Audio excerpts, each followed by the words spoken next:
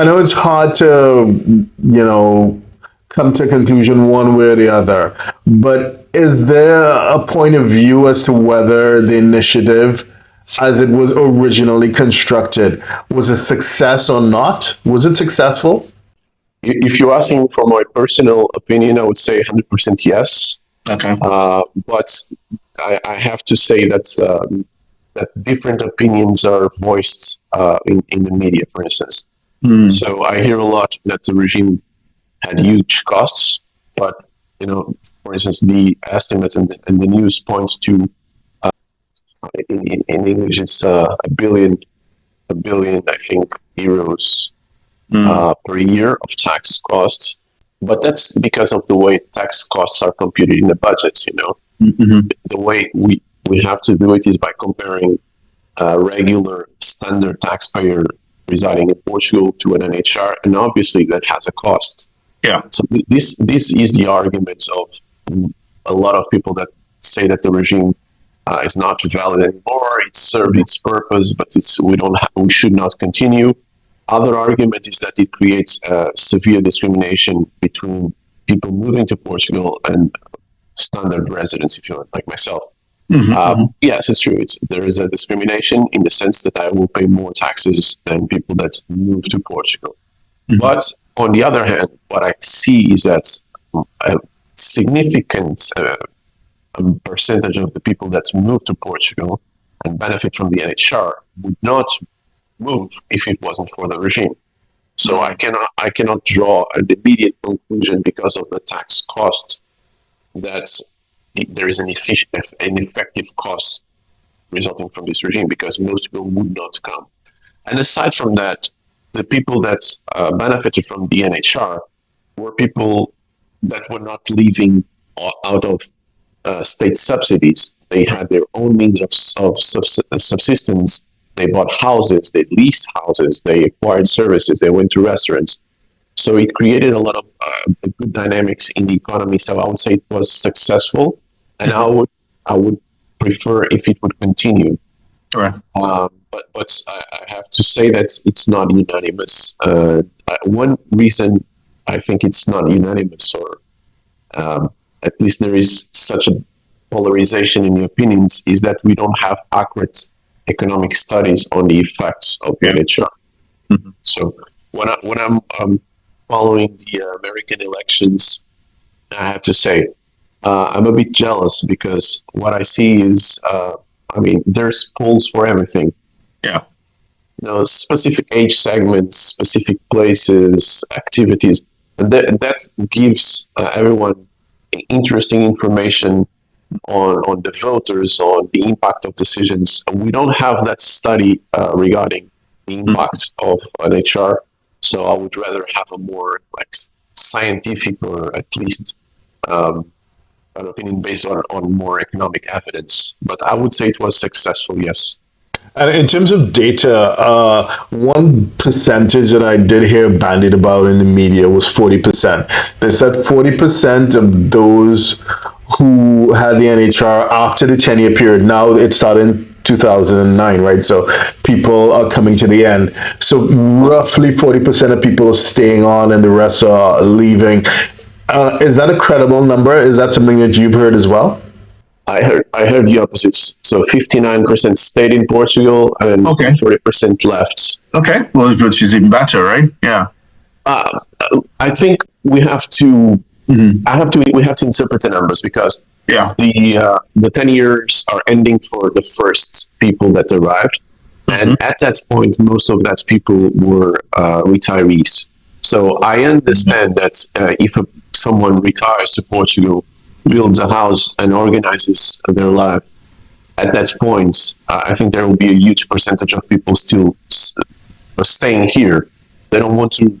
I hardly ever want to leave my house. So by the time I'm 70 or 80, I don't want to relocate twice. So I understand that those numbers from the first people that applied are still interesting. So 60% stayed in Portugal. What I also get from my clients is that after the program ends, there's still an adapting period, because Then they will apply for the regular tax returns, and they will get a tax assessment. And there's a shock because the standard system is we have very high taxes. Yeah. So there's a shock. Maybe they will still endure that shock for 1 or 2 years, but that does not mean that they will not leave after a while. Right. But from my perception, and again, it would be very interesting to have more accurate statistics, is that after a while, a lot of these people that moved to Portugal were not retirees anymore. Even because after a while, Sweden pushed for the termination of the tax treaty. There was a change in taxation, so retirees started to pay 10%. So there was some changes in the way to tax pension income. So a lot of people moving to Portugal, let's say my sample, I cannot say if my sample is accurate because it's mine, but I think in the second phase, a lot of people moving were deriving passive income. They were still working, most of them, they were still involved in their business, and they were deriving passive income. And those people are more mobile. I think it's easier for them to just change countries easily.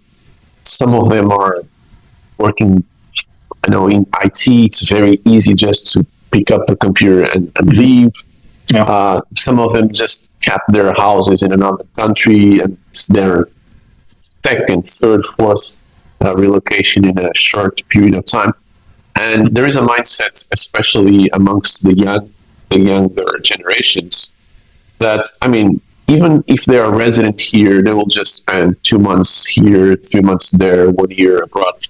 So I think the numbers in the future will say that if the program ends, there will be less people staying here than before. And this, if you want to allow me to just one final remark, when you asked me about the success of the program, it is very interesting to reflect on this, and I think this reflection should have been done before terminating the program as it was, because if the purpose of the program was to attract specific individuals, specific professions, activities to Portugal, I don't know if it was successful. I'm pretty sure that universities took advantage of it, for instance, but I don't think that there was a significant flow of people to Portugal to from the high value-added activities because of the tax regime. So if the purpose was that, I'm not completely convinced. But what I also hear is that companies that want to incorporate, for instance, in Europe, they can use Portugal if they have a tax regime that allows them to attract talents. So it was used. A lot of American companies incorporated here and were able to bring their own engineers and their own people because of the NHR. But there is another side of the regime that was, I believe, very successful. And I lived the subprime crisis. It was awful. There was no business. So lawyers always find things to do, but it's better to work when the economy has momentum. There are operations, there's mergers and acquisitions, there are contracts, everything is flowing. And after that, everything was on a standstill, was awful.